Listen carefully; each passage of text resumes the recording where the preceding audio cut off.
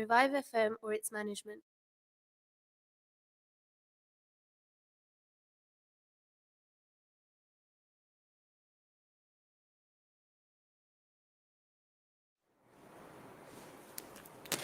Welcome to Revive FM. You're tuned into Talk Time with Samia Ali. And as you know, we are going through a very hot weather right now. Hope you're keeping safe and looking after yourself. Drink a lot of water and keep yourself cool. Okay, as every Tuesday, I'm here with a very interesting guest.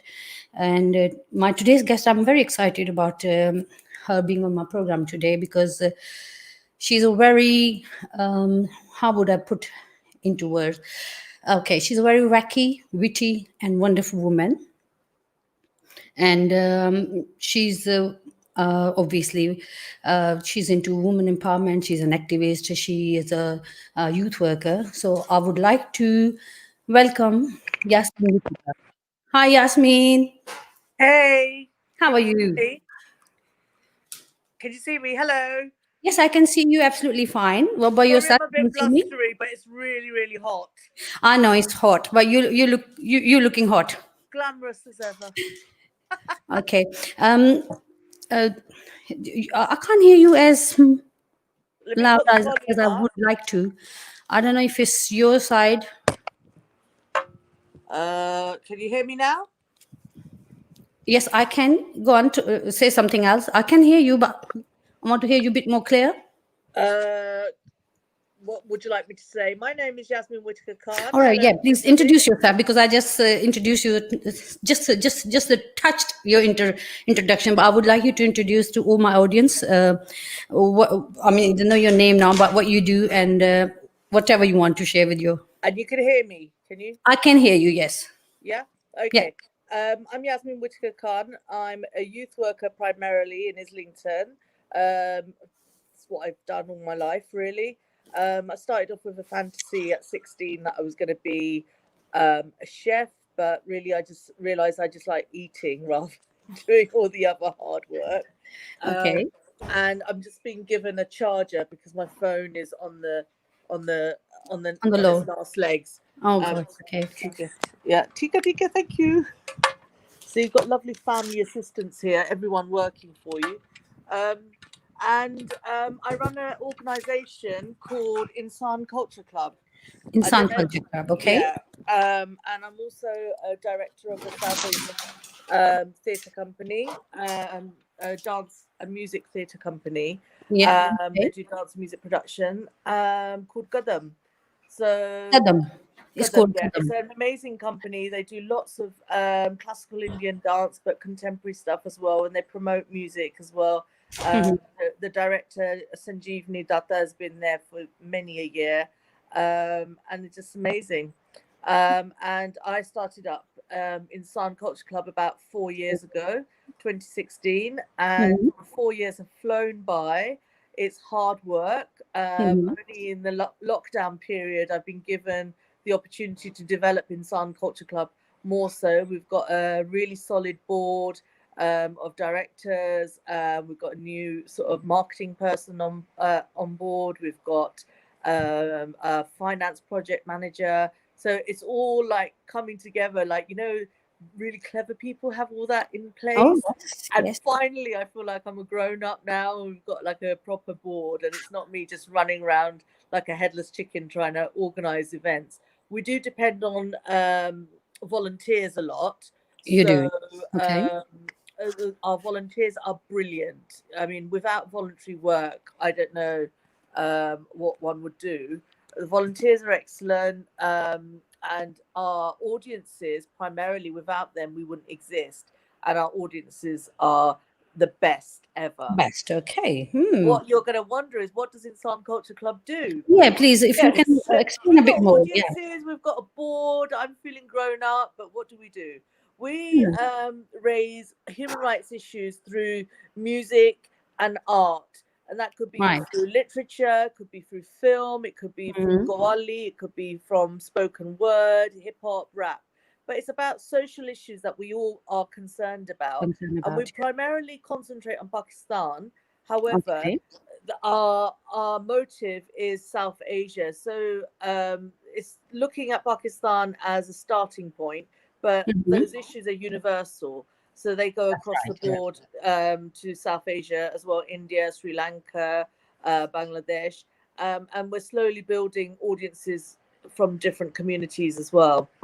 Okay, so this is what your Insan culture, does on a daily basis, or do you do events monthly or twice or three times a year? What's Okay, the so one of the things is that I work full time and I've got an amazing job, amazing colleagues. If anybody's heard of City and Islington Sixth Form College and yeah? you've got sixth formers, it's the best college to go to, in my opinion.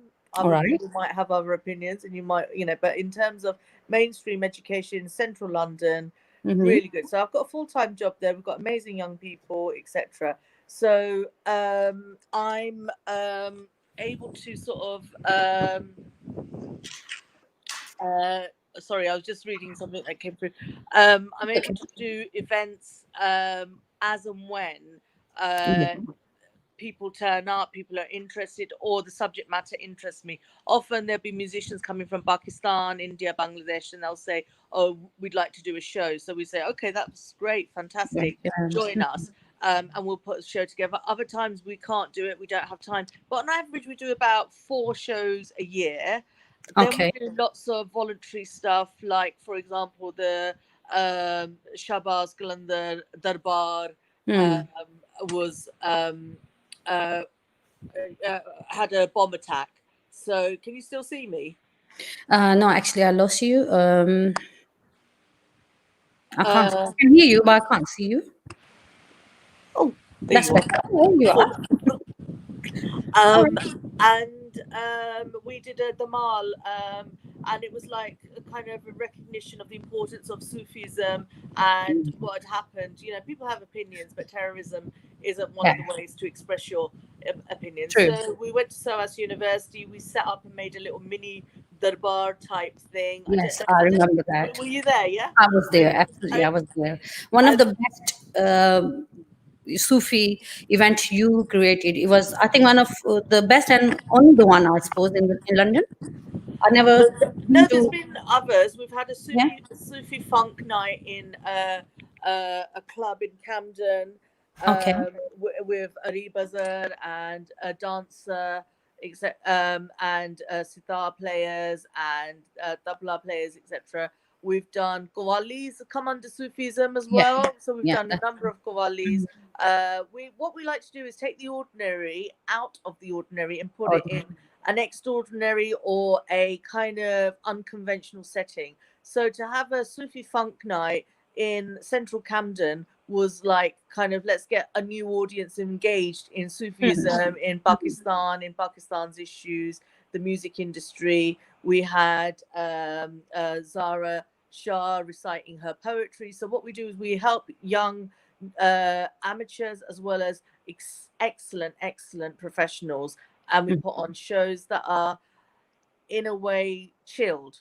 So it's a way of sort of what I'd like to, ideally, my dream fantasy is that we have a Insan Culture Club as a way, as somebody's extension to their living room, so you feel that the musicians are with you as an equal, or the poet or the film writer, so there isn't a celebrity element, and even if they are big celebrities, like, people were cooing over Ali Sethi. He's gorgeous, bit of a hunk, but he's still insan, as we say, and we're all equal. And he's got skills, he's got opinions, he's got experiences that we value. However, he's an equal. So that was a really nice kind of session in Camden in a place called the Crowndale. We had a lovely audience, and it was, again, his music.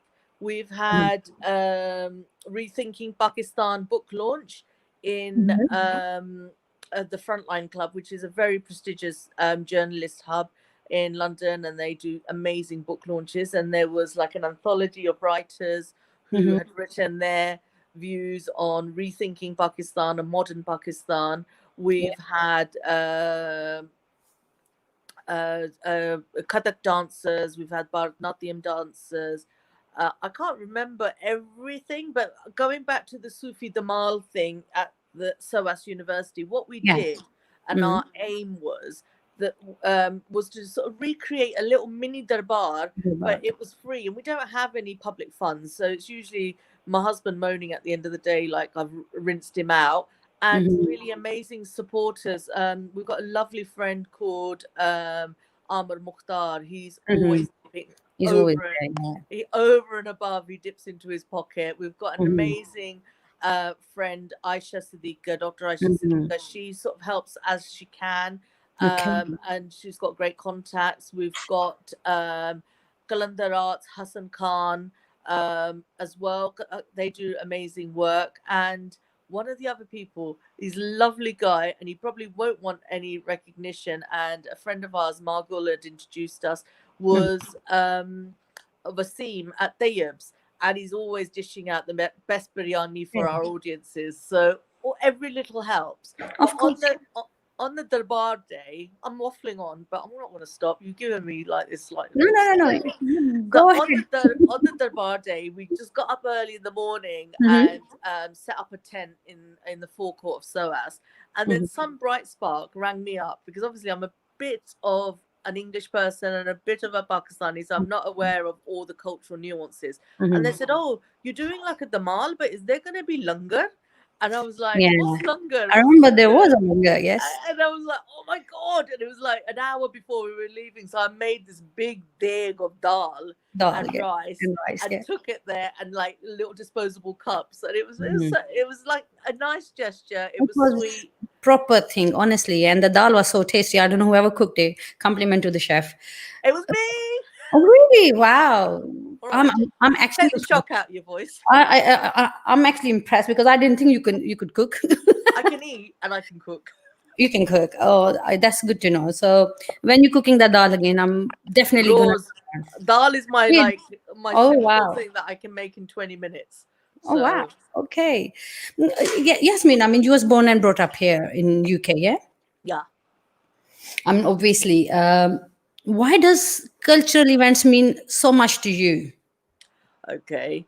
Arts and culture is part of our family. My mother's grandfather was the founder of RADA, and Herbert Beerbourne Tree. So mum's mum was an actress in Hollywood back in the day in the black and white movies. Mum didn't go into that world, but you know, there's a dad's family of thespians and into theatre. Dad's brother is like a set designer, what was it, Merchant Ivory, and he's like had an Oscar, Ian Whittaker. So we've got like a family of artists, and I was into Western arts. And what happened was that I married a Pakistani. And a freshie, as one would say, in a derogatory term, but he's an amazing guy. But I married a Pakistani, and we were culturally so different. And I realized that when I was in Pakistan, after having never been there, well, I had been there before, but it's been years. And when I went to Pakistan, it was like there was an emptiness in cultural activity that we're spoiled in London. I mean, I think we really are. And I think London has to be one of the most amazing places for arts and culture, and it has to survive through this COVID period. However, Pakistan, there's so much art and culture, but it's not celebrated or used or entertained in the same way as we do, and we don't indulge ourselves in that sense.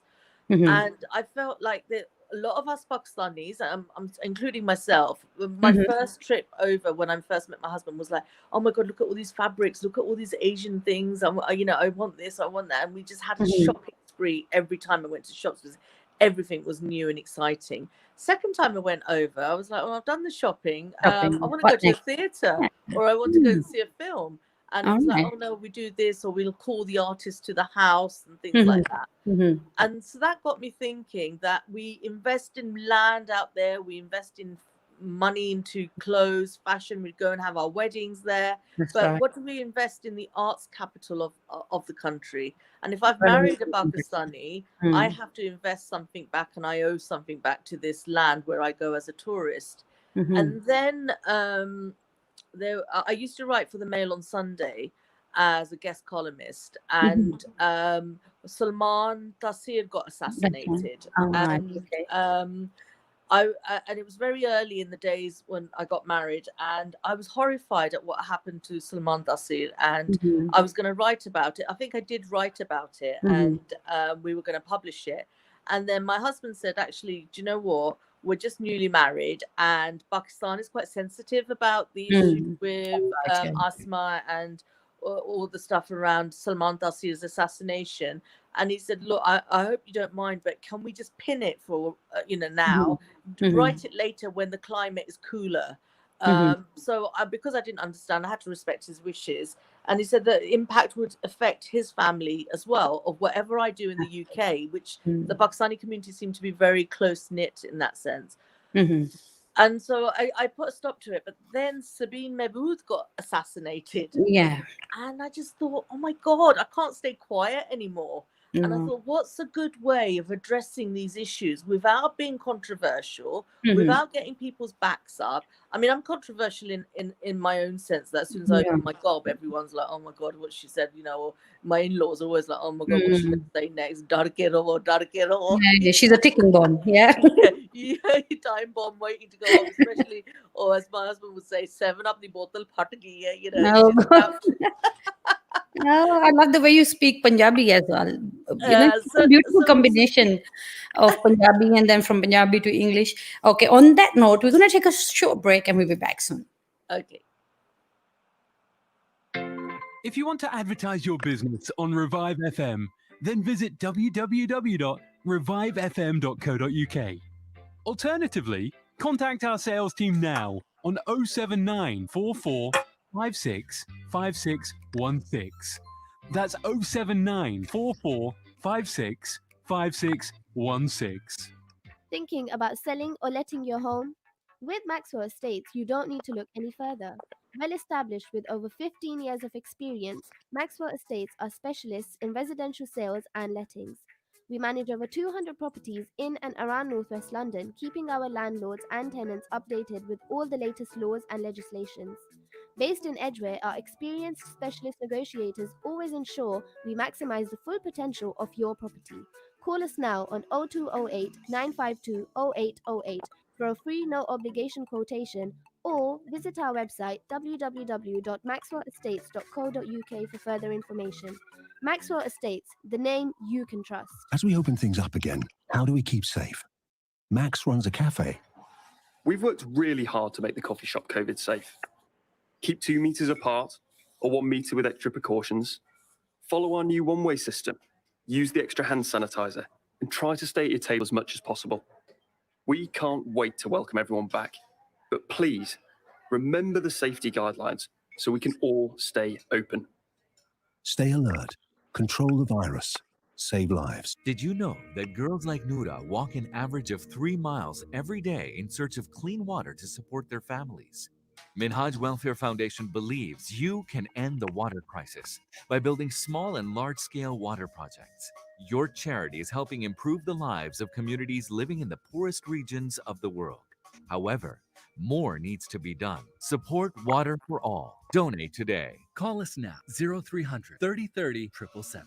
Or visit us on minhajwelfare.org. Minhaj School of Islamic Sciences provides quality Islamic education for children aged between 5 and 15 years old. As well as teaching classical Islam, including Tajweed, Fiqh, Seerah, and Aqidah, we endeavor to equip children with essential Islamic manners, morals, and values. Here at MSIS, our experienced teachers create an inspirational learning environment where we strive to cater for the needs of every child. For enrollment inquiries, inquire in person at Minhaj School of Islamic Sciences, Monday to Friday, 5 to 7 p.m. at 292-296 Brentford Road, or email admin.edu_London@minhajuk.org. If you like sweet treats, then head on down to Nitro Treats, where we take our delectable desserts to a whole new level. Experience the frosty vapors of our nitrogen-infused ice cream made fresh to order. Shake off the winter blues with our warm waffles and scrumptious toppings. Or why not try our rich and flavorful Faluda? Nitro Treats, 210 Ilford Lane, Ilford. Or check us out on nitrotreats.co.uk. Amigos,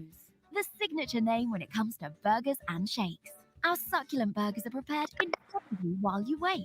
Whether you go for our 6-ounce Mexican or our 10-ounce Texan, or you decide to go for our messy fries or our buffalo wings, one thing you're guaranteed is quality. Dine in with your friends and family at 400 Cranbrook Road, Gants Hill, or order in on Uber Eats, Just Eat or Deliveroo. Amigos, hats off to great people. 94 points on the radio and online. Welcome back to Revive FM 94.0. You're tuned into Program with Samia Ali, and we have a very special guest with us today, Yasmin Whittaker. As you heard our first part of the conversation, she's talking about what she does and how many events she has organized, not just cultural events. She's into other things. She's like a writer. She's a youth worker for Islington. Did you say Islington? Sorry, Can you hear me? Can you hear me? It's crackling a bit. Is that me? It's crackling a bit. I don't know why, but yeah, it's quite crackling in there. Is that me or you? I don't know. It's not me. I never crackle. I cackle, but not crackle. Okay, let's carry on with the crackling. As we were talking, why do you think it's so important to have these cultural events? Do you think it gives an impact to the other communities? Yes, I think definitely it does. I think it we raise awareness of social issues. That's right. Just a soft approach. It's not Mm-hmm. like ramming it down anyone's throat. Mm-hmm. We don't do fundraising as such because I think there's charities and organizations already out there doing fundraising. Right, we do believe that people should pay for their tickets because the money pays for the artists. And I think in Pakistani kind of culture, paying for the arts is something that people think, oh, I know you, or I should be a VIP, or I should be this, and will ask for complimentary tickets. But they don't realize, say, like you get 10 Goals who come over to England have a family of 10 to feed as well. So they might have a wife and 5 or 6 other kids. And if you break up whatever their fee might be, 6,000, 7,000, or sometimes less, sometimes more. If you break that up, it still is hardly anything, compared to what we expect. And I know the cost of living is cheaper in Pakistan, but these days people say it compares to England if financially, how expensive it is in Pakistan. So we have to bear those things in mind. It's not I'm trying to make a quick buck. It's not that when charities do events that they're trying to make more money than what's going to the charity. It's actually respecting artists. Those Gawals, for example, start training from a very young age. As soon as they're born, they're in rehearsals. And their lineage goes back to the 12th, 13th century. They're trying to carry on a dying tradition. And their poetry and verse is just amazing. And so I think culturally, I think it makes a difference to ensure that people value artists. Mental health wise, I think it affects people's mental health, getting out, meeting people, like-minded people, progressive thinkers, because sometimes we get trapped in our families and their politics and stuff. And what one chooses one's friends, but one's family comes automatically. And sometimes you have a difference of opinion. So we allow for a space for people to speak freely and not feel judged in any way. Okay, we'll crack a joke and we might have a laugh at each other and with each other.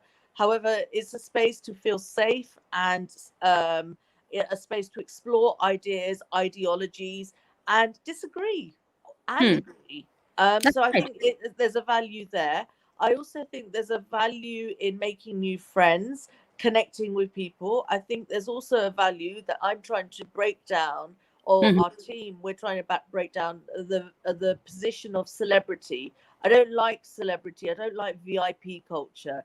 I like a good seat. I like to go to the theatre and have a front row seat or whatever. But that's my own gluttonous kind of wanting something good. But equally, I should be expected to pay for it. But doesn't, I mean, I'm also guilty of asking for comps, but then in return, I would expect to do something. So, Something. you know, if people say, oh, can I have a comp? We often do give them a comp, but we say, could you sort of bring so many people along with you who will be buying a ticket because you're a That's right, yeah. supporter? And I think, Samia, you do that all the time. You always I buy your do. own ticket and Yeah. you bring a team of people with you as well. So hats off to you and Oh, thank thank you. and I'm not doing that for masala. No, no, no, no. I know You that. actually do You're and not a really masala person. just that.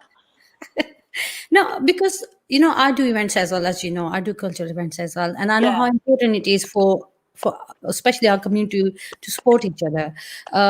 I understand fully, how much expenses are there, and when you Yeah. ask people to pay a very minimal ticket money, I know sometimes people hesitate. They just want to come and have a free front seat, which is not right. So, I mean, this is where we need to actually educate them, regarding these events are very, Absolutely. yeah, these events are, you take your time. I mean, it takes us maybe months to organize an event, a few hours, but they don't know how much effort we have put into it. I'm sure they know, but maybe Sleepless nights. I tell that's you right, what, yes. sleepless nights. Because To we don't provide get them the to put them in. accommodation, yeah, provide all the artists accommodation, provide them with the food.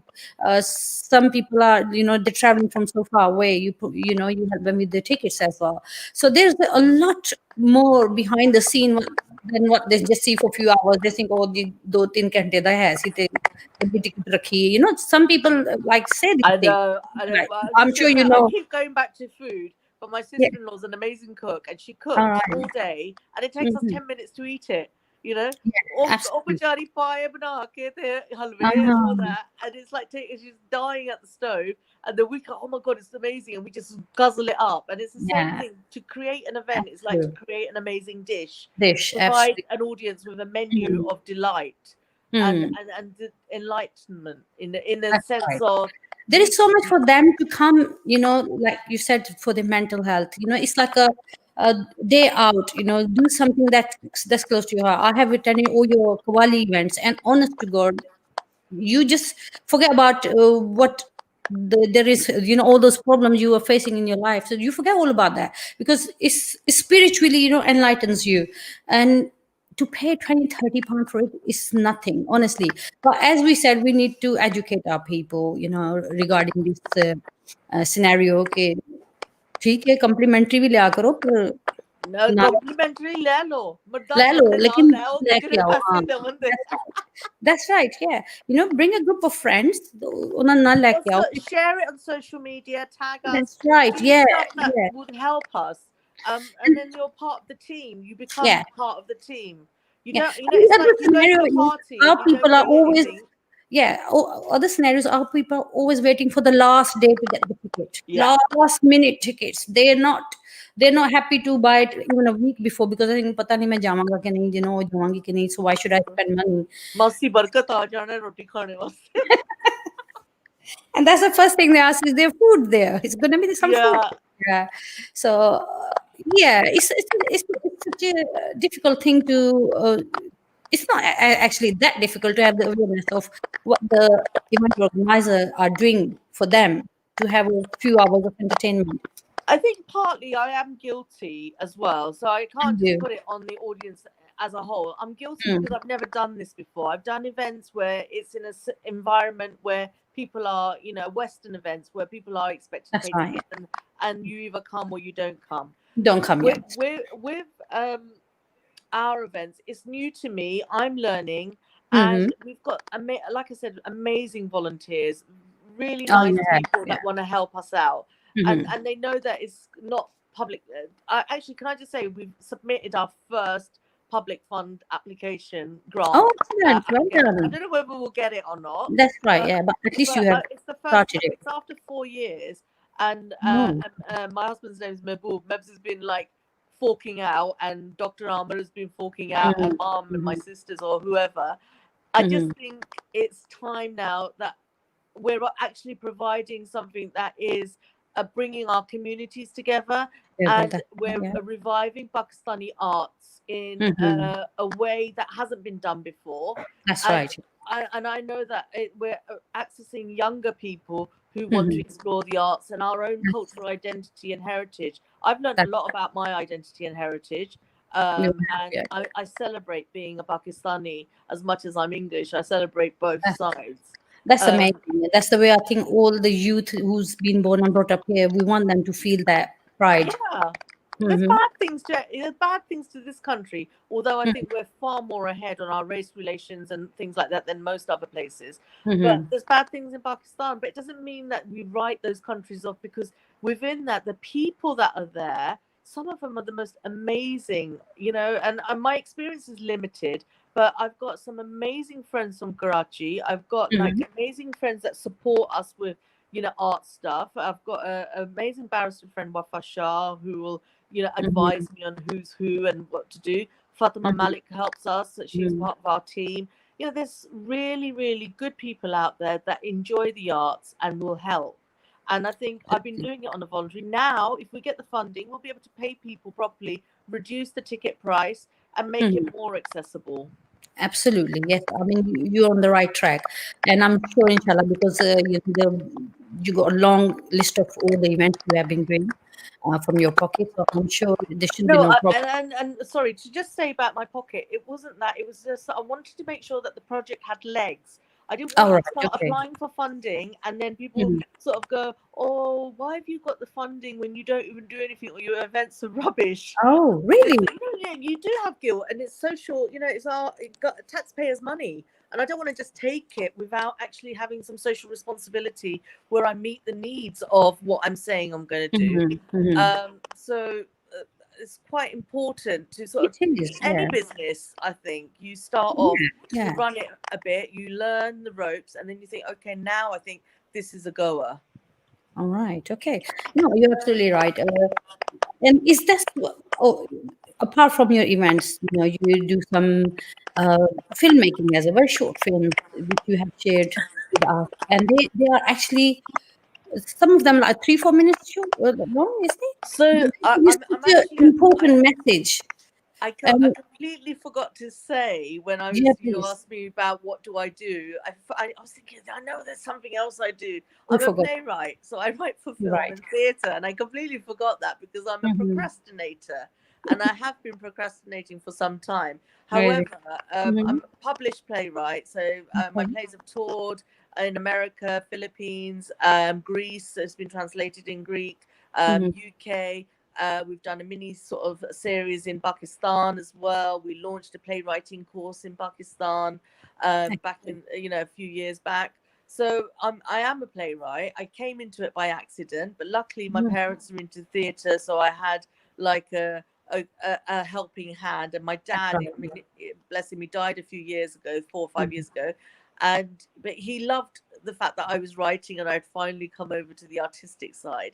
And those short films that I sent you were two kind of true stories. And I tend to take my inspiration from real life events, and usually about Pakistani stuff, because what I found also when marrying into Pakistani family is that people tend to sweep things under the carpet, and when there's serious issues, they don't discuss them. So again, you can use music, you can use theatre, you can use literature to discuss those ideas, and it doesn't mean it's a personal attack on anyone, because it's like, oh, did you see the actor? She said this to her partner.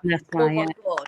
And so you can deal with domestic violence issues, you can deal with child abuse, alcoholism, all those issues through the writing. So that doesn't mean that the play is a bit earnest and dull, because obviously I have a sense of humor, and not everyone appreciates it, but I think I'm quite funny sometimes. I love your funny side, honestly. That's why I adore you. You're so funny. Even when it's a serious issue, you can turn into such a funny thing. Yasmin, I mean, I saw your those short movies. One was Strawberry, one was Selma. One was issue about domestic violence, and the other was child abuse. It's especially the Strawberry one was shocking in the end. I actually gave me goosebumps. When I read the last part, and I was so impressed that in such a short simple, straightforward film, you have given such a big message. How do you do that? So this was a COVID project, That's and okay. it's a company called Blue Sky Productions, All right. and they do. It's a theatre company. They do lots of stuff, and they sort of Mm-hmm. approached me and said, "We're doing 2-minute monologues, Mm-hmm. which are going to be on Twitter, and would you Okay. be interested in writing stuff?" Mm-hmm. And I thought, yeah, of course. I mean, the producer of the company is a lovely guy, Martin Murphy. Mm-hmm. So, and I couldn't say no to him. I love him to bits. Mm-hmm. However, I was like, well, let's use this opportunity to deal with some of the stuff that has been in my previous plays that have been written but haven't been produced. Mm-hmm. And the Strawberries one is something that I'm working on and researching at the moment. All right. Okay. Now, the Mail on Sunday, once called me the most controversial Muslim playwright. I don't think Mm-hmm. I'm controversial. I just think Mm-hmm. I'm unexpected and Yeah. probably talking about stuff that I would want to sweep under the carpet as well myself. Mm-hmm. But it also gives me a space to write creatively. So Strawberries is about a true story and about a young boy Mm-hmm. who I mean, he's a grown man now, but there's some of people will know that some of the most predominantly Asian areas like Mm-hmm. Bradford, Manchester, Mm-hmm. Birmingham, even bits of London, Luton, there's Mm-hmm. there's a lot of drug misuse amongst Right. young people, but it gets serious when you see like 50-year-olds who are junkies and they're Yeah. desies, and you think, oh, what's the story here, kind of thing. Mm-hmm. And so, we have like double lives that we have to live within our That's cute. communities. We can be drinkers but pretend we don't drink. We can Doing be that. pork eaters and pretend we don't do that and go Mm-hmm. Astafad whenever something happens. Mm-hmm. However, we can't hide what's really going on, Mm-hmm. because you look at somebody and you think, oh, she's got issues, and Yeah. you look at me now. As much as I think I haven't got issues, I've got a few issues, and you can make judgments. And That's these guys, I was thinking, why there's so many Pakistani young men who mm-hmm. started off and are into heroin. And Mm-hmm. it's not just a bit of weed, it's not just a bit of booze, they're into heroin. And so I started interviewing some of them, and some of them started sharing what it was, and they got into a spiral of a downward spiral. So they started on a bit of weed, trying to get away from their issues, and it turned out that they'd been sexually abused as children. Mm-hmm. and and then this one particular story was so extreme that you just think, I cannot believe that anybody would do that to a Do that. 5-year-old. Absolutely. On that note, we're going to take a short break, and we will carry on after when we come back. Okay. Thousands of people who suffered sexual abuse as children have now been heard. It was wonderful to be finally listened to. The Truth Project, part of the independent inquiry into child sexual abuse, will close in 2021. But for now, we're still here to listen, to hear your experience, and help create a safer future for children. Search Truth Project. Did you know that girls like Noura walk an average of 3 miles every day in search of clean water to support their families? Minhaj Welfare Foundation believes you can end the water crisis by building small and large-scale water projects. Your charity is helping improve the lives of communities living in the poorest regions of the world. However, more needs to be done. Support Water for All. Donate today. Call us now, 0300 30 30 777, or visit us on minhajwelfare.org. Want to make your business stand out from the crowd? It's time to shine. Here at Signographics, we design and produce signs for shop fronts and offices, making your business stand out. Whether it's LEDs or 3D signs, our experts will be here to guide you from design ideas to installation. For more information, visit us at 51 Green Lane, Ilford, IP1 16G, or call 0208 5146708. 0208 5146708. Nikah, talaq, counseling on matrimonial disputes, Islamic will, Islamic law of inheritance, or an Islamic verdict on any other issue. The Muslim Sharia Council is I at your couldn't get it home. on my computer. We provide official certification, and our experienced and highly qualified imams are available to provide you with guidance when needed. MQI London is based at 292 to 296 Romford Road, Forest Gate. We are open from Monday to Friday, 2 to 4 p.m. Or alternatively, call us now on 0208 257 1786. Turkish Kitchen. The best Turkish food you'll ever taste. We only use the highest quality meat. Along with our mixed grill platters, we serve cold mezes, hot mezes, lamachin, and a wide selection of fish options. To order for delivery or collection, call us now on 0208 507 8822. That's 0208 507 8822. Or visit us at 41 Ripple Road, Barking, IG11 7NT. We can also take group bookings and take care of all your party needs. The Turkish Kitchen, Barking. What have you missed the most about eating out? Going out with friends and family for a quick bite? Trying somewhere new or returning to a local favourite? Someone else doing the cooking for once? Not doing the washing up? With Eat Out to Help Out, get up to £10 off per person every Monday to Wednesday throughout August. Enjoy the moments you've missed the most, and let's enjoy restaurants again safely. Visit gov.uk/eat out to find participating restaurants near you. Revive FM 94.0. On the radio. On your mobile. And online.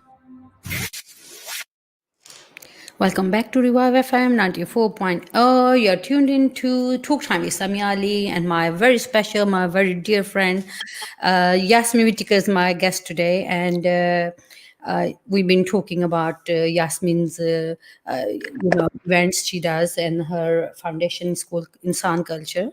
And also she's a youth worker, she's a writer, she's a presenter. What's left, Yasmin, that you haven't done? I wash dishes well. Okay, and she's a very good cook too. She just told me that dal, the langar she cooked it, and it was absolutely delicious. Honestly, I didn't know you was that good cook. And you're a youth worker, obviously, in Islington Sixth Form College. Do you feel our young generation? I don't know what the ratio of Asian or ethnicity kids are there. Do you think our young generation is into our culture, or do they know the roots of our culture, or if they are even happy to know what their culture is about? What's your experience? Our college is a mix racially. There's very few Pakistanis, where Bengali, African, South American, Polish is a good racial mix. So I couldn't say that it's one particular. And I think, like any community, any society, young people go through a change. One week they might be into hip hop, next week they'll meet some friends and they'll be into something else. And it's a way of sharing your heritage with them. And I think we're like sponges. And young people are definitely sponges, and children especially, they absorb their environment. So it all depends on their environment. I think that we've done a Qawwali event at the Sixth Form Centre. We had Farida Yaz and Abu Muhammad there. We had about 200 people come. Our young people weren't sure what it was, but it was important to do it at City and Islington Sixth Form College, because I do these events and then I think, well, actually, why not bring it to our college? But nobody was aware of what it is until the morning after, because the stage setting was still up and we were tidying up and stuff. And they were like, Miss, what was that? What was that? And I said, I've been going on at you for weeks. Come to this, come to this. Because what with young people, anything you say to them, say, come. Yeah, I'm not sure. Oh, I don't know. Is it going to be dry, miss? It's going to be dry. Nah, that's lame. Whatever the terminology is this week. And you think, no, just experience it. And then when they saw the Gawals turn up and they were doing the rehearsal and tuning, oh, miss, you never told me. I want to stay. I want to stay. And this isn't just the Pakistani kids. This is the African, the Polish. Everyone wanted to stay. And we're like, well, we've been saying to you, because we allocated so many tickets to students, but now we've sold out. So some of them Mm-hmm. stayed. And I Mm-hmm. said, next time when I'm whinging on at you, don't think that I'm having a go. I'm actually trying to say something that's going to be a new experience. So I think young people are open to new experiences.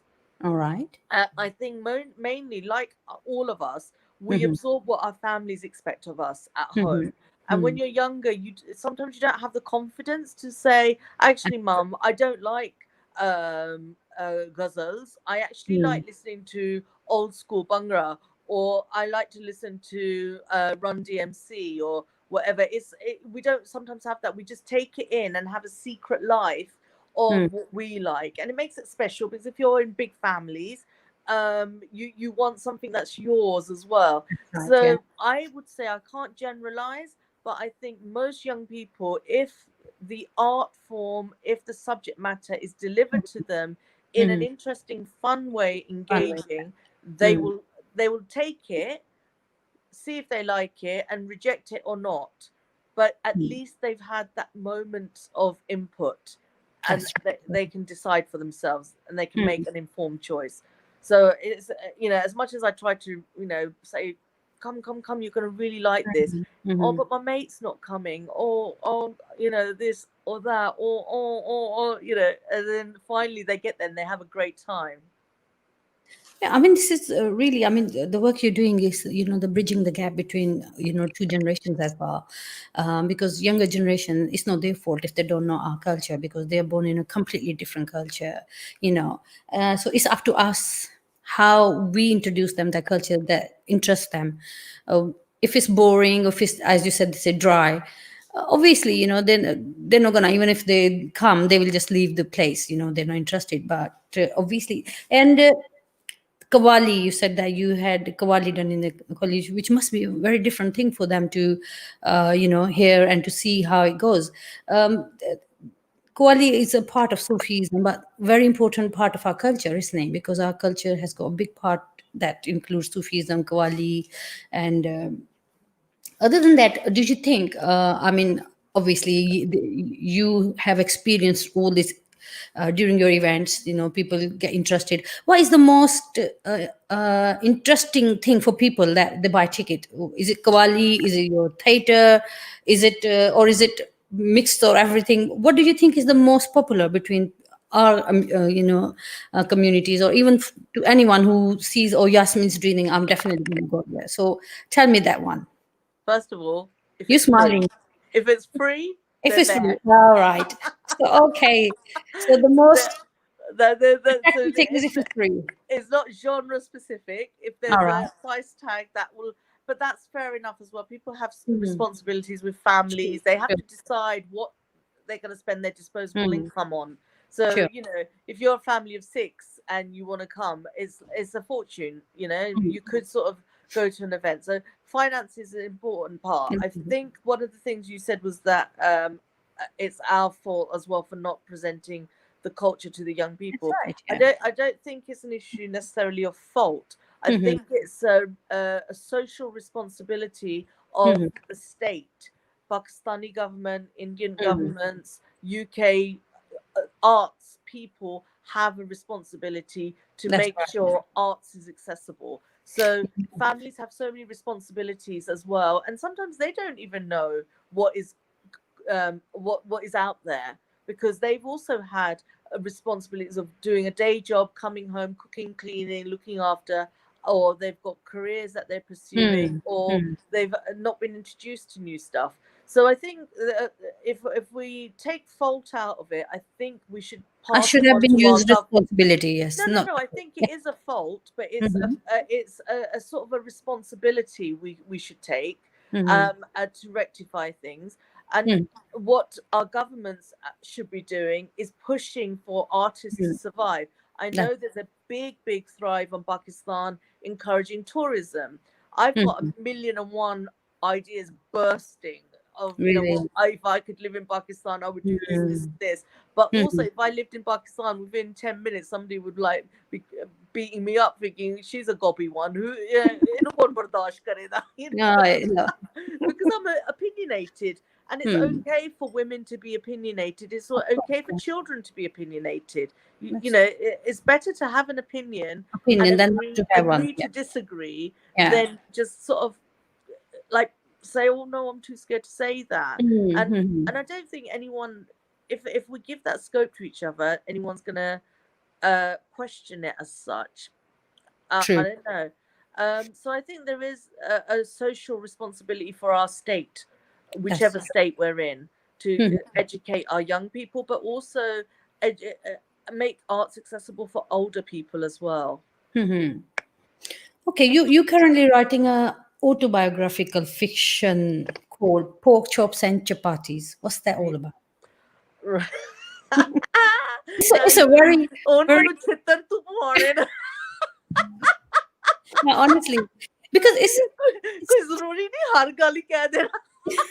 okay. We can skip that. That's No fine. problem.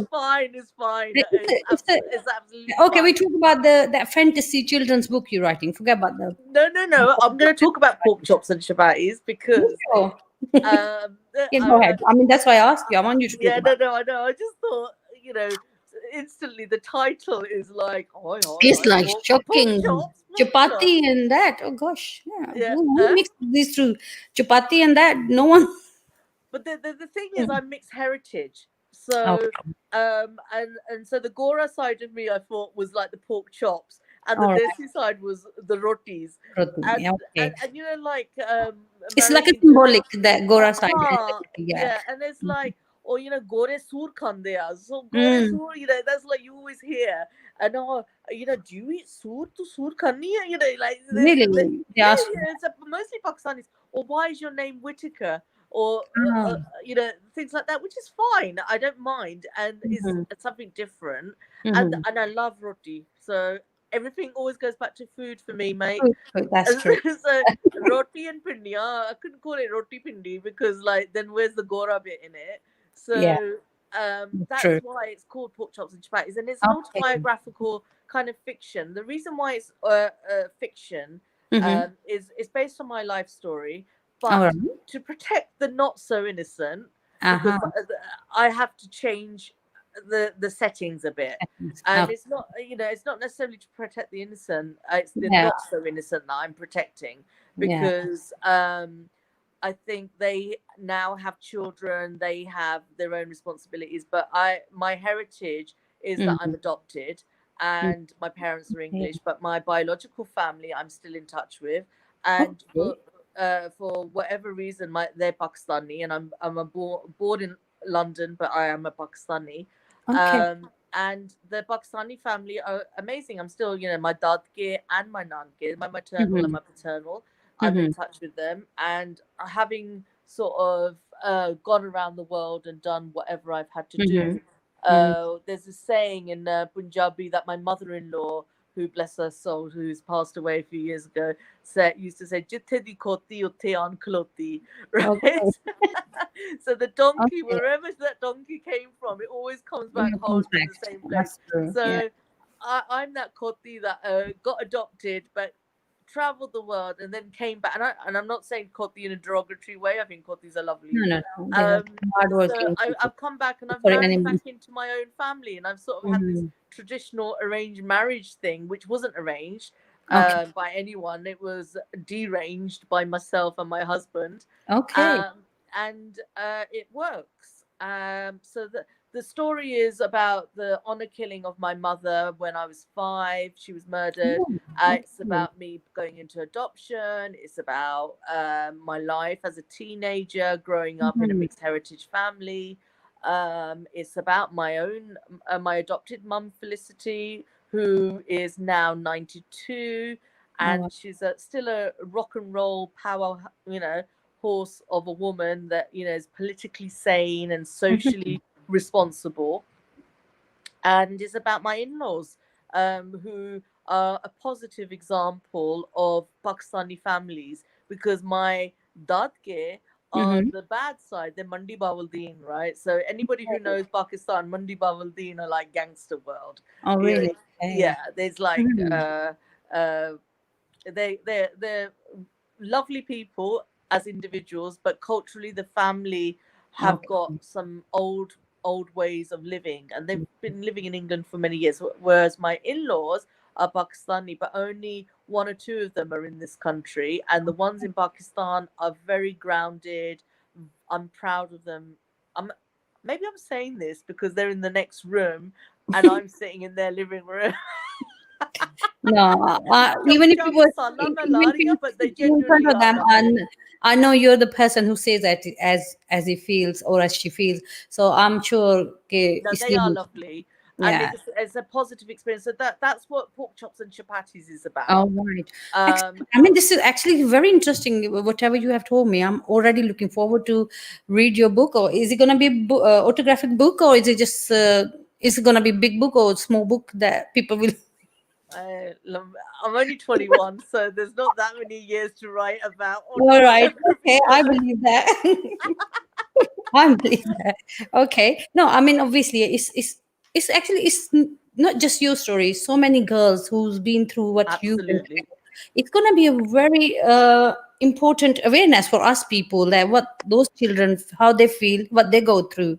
So I'm actually really looking forward to read it. And your next one is about the kids, yeah? The kids' fantasy. Fantasy. That's another very interesting topic or interesting subject to you going to, or you have written or you still writing about it? I've written a couple of like small well, I suppose I've written Or one short stories or short stories, all right. and Okay. it's based on my best friend Annie, Mhm. and she's sort of like my partner in crime. Time, okay. As we, growing up from teenagers to now, but Mm. where and what I thought is obviously because I was thinking, had we met as children, what would we have been like? So Annie Okay. and Jess are my dear friends, and Mhm. I think if we were children, it's a fantasy of us saving the world as two little Okay. girls. So Oh, one wow. brown girl and one white girl, That's and excellent. we've Okay. got some gadgetry, and it's based on us. And where I live in London, it's a magical street. They're little Victorian cottages, and we Mhm. all know each other. It's like a village in the middle of Islington, and we all know each other. And I don't mean any village. I mean Mhm. a village like Jhelum is like that. We all come Oh, in, we give okay. roti to each other. Most of the street, I'm the only Pakistani, our family are the only Pakistanis on the street. But we give roti, they bring cakes or they cook something. We've got a Chinese lady, her dad's a baker, and he's done a baking course. So they bring over biscuits. The children all come into each other's houses. The doors are open. It's like a Excellent. fantasy kind of It place is that you actually, would yeah. like a Hovis advert, Oh, and so it's the children's story set in central London. mhm. It's set on a cosmopolitan London's inner Mhm. city street, and it's about what these two girls get up to, Excellent. and Mhm. they're and it's for like 5-year-olds. Okay, we're gonna talk about it after a short break. We'll be back soon. You have one new message.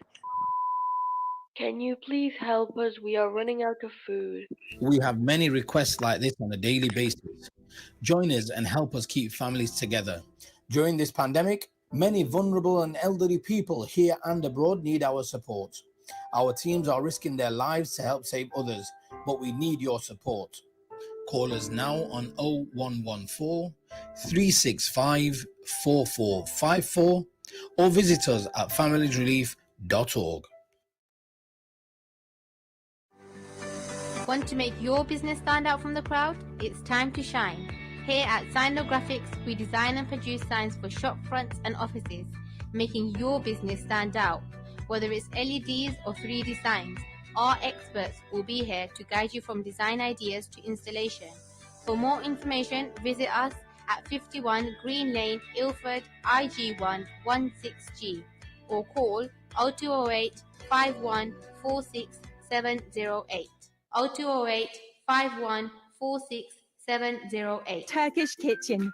the best Turkish food you'll ever taste. We only use the highest quality meat. Along with our mixed grill platters, we serve cold mezes, hot mezes, lahmacun, and a wide selection of fish options. To order for delivery or collection, call us now on 0208 507 8822. That's 0208 507 8822. Or visit us at 41 Ripple Road, Barking, IG11 7NT. We can also take group bookings and take care of all your party needs. The Turkish Kitchen, Barking. If you want to advertise your business on Revive FM, then visit www.revivefm.co.uk or contact our sales team now on 07944 565616. That's 07944 565616. Advertise with Revive FM. Revive FM 94.0. On the radio, on your mobile, and online. If you want to advertise your business on Revive FM, then visit www.revivefm.co.uk or contact our sales team now on 07944 565616. That's 07944 565616. Advertise with Revive FM.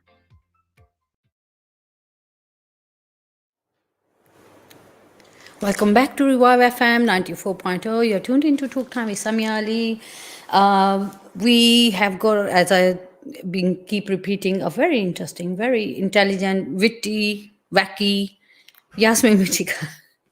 And we were talking about what she has done so far. It's a long list of accomplishments, I would say, for women who went through very different setup of life, I would say. You know, as she just told us about her childhood, and she has written really interesting books about children, you know, children's fantasy, which she just explained.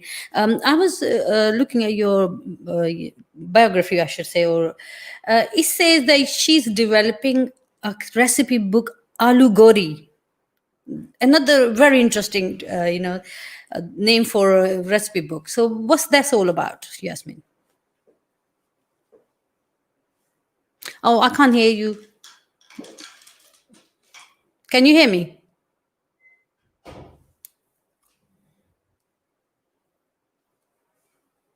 Just 1 minute.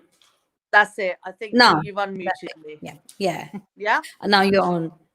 I know. You probably had too much. You didn't want to listen anymore. I'm No, not that honestly, hard. I can listen to you. I'm joking. You know that. I'm joking. Hey, Self-education go on. is like key. Aloo Gori is my take on Pakistani cooking, and I like cooking, and my Gora dad, my white dad, Chris. We used to do hors d'oeuvres together. I mean, the guy is amazing, was amazing, is amazing. His memory is amazing. And we used to do hors d'oeuvres, and we used to go into the larder and try to make something out of nothing. And it'd be like, oh my God, guests are coming around for drinks. What are we going to serve? And you know, like Desi households will have a stack of stuff for unexpected guests. True. Yeah.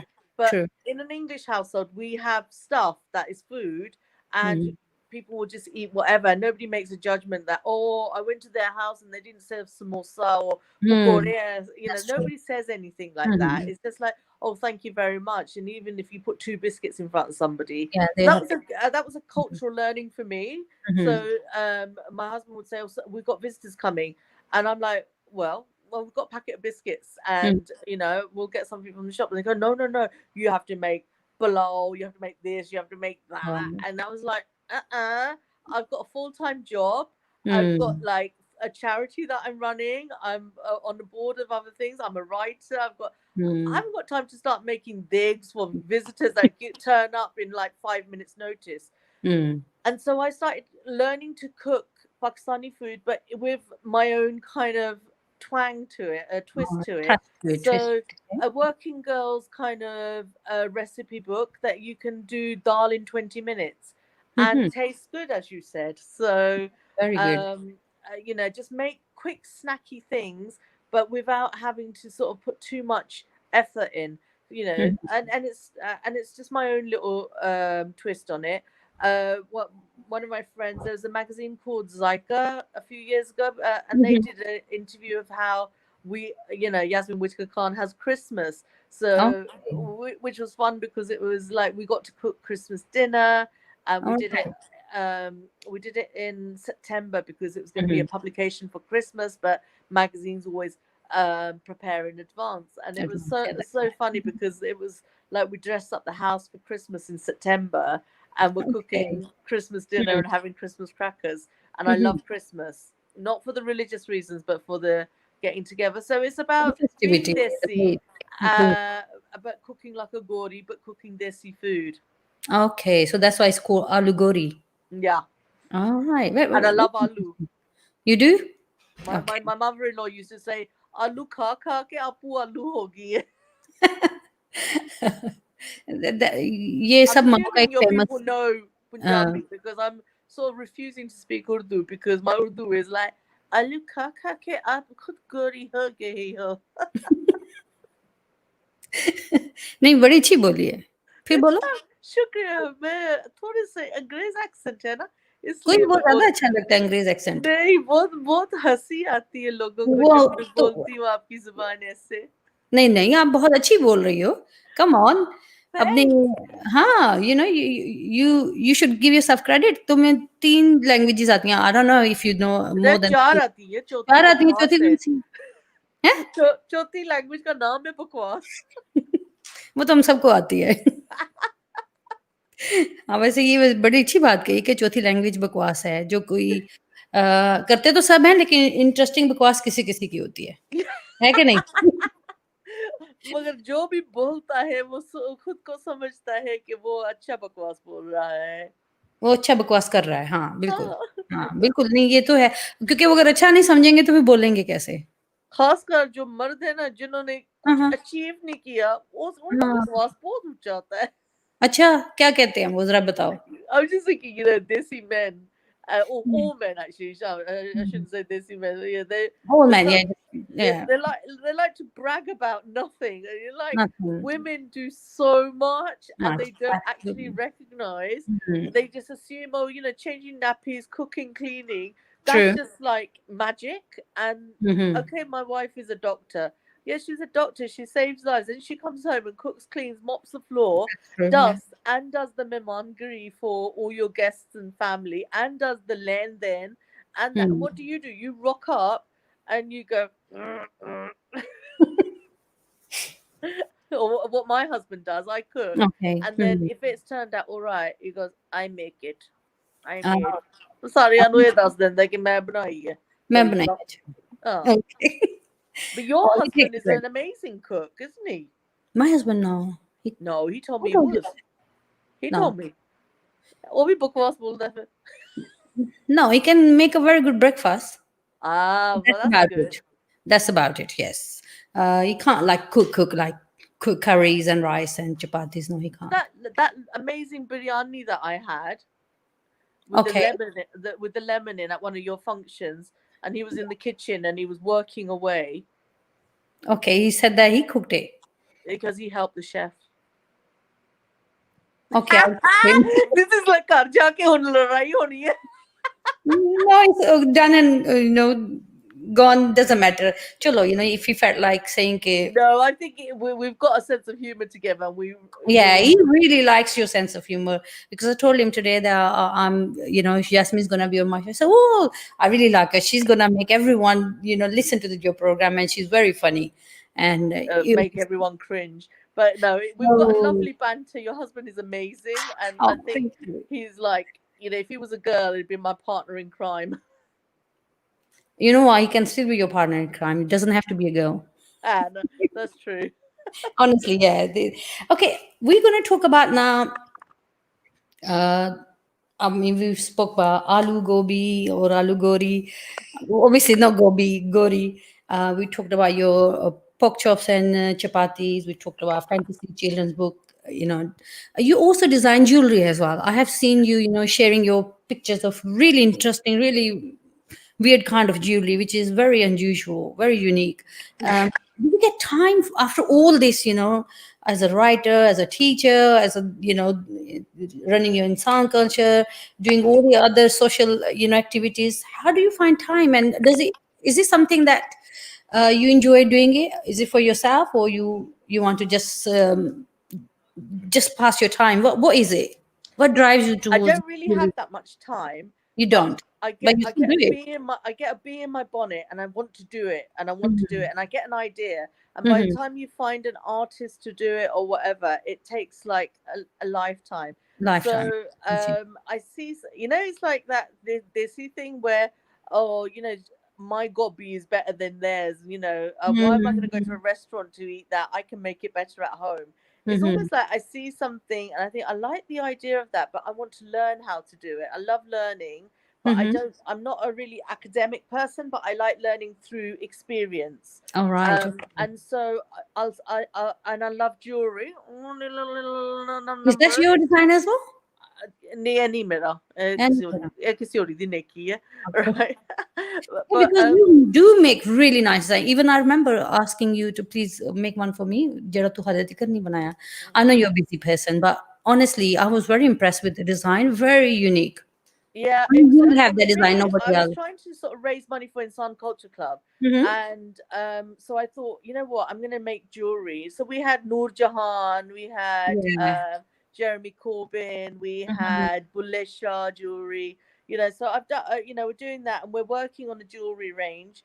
Okay. Wow. Myself Mhm. and my dear friend Fatma Malik, we're Mhm. working on a jewelry range that is, a Mhm. cut above the rest and a bit quirky and funky. True. Yeah. And that we'll probably launch it after COVID. All right. So Okay. and you will get something then, I think. Oops, I've just Definitely. dropped you.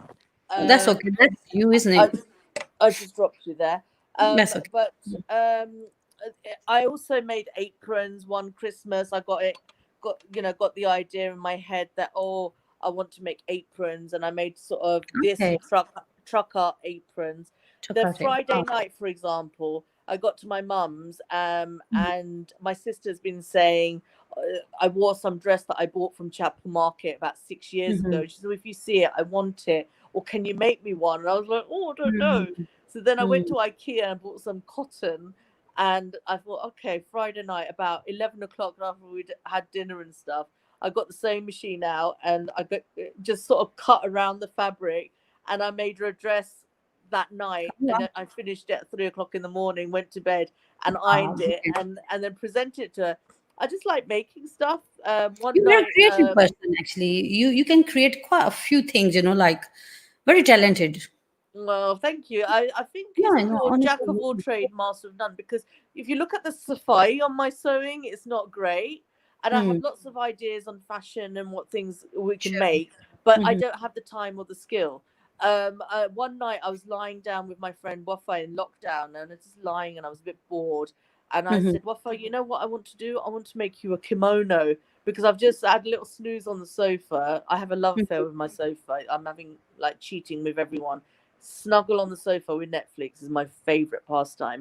But Wow. I was just like Mhm. lying there, and she goes, "What? It's like 1 o'clock in the morning, Yazzie. What are you gonna do?" Mhm. And I said, "I'm gonna make you a kimono," and I've just dreamt out how I'm gonna make it because I was snoring away.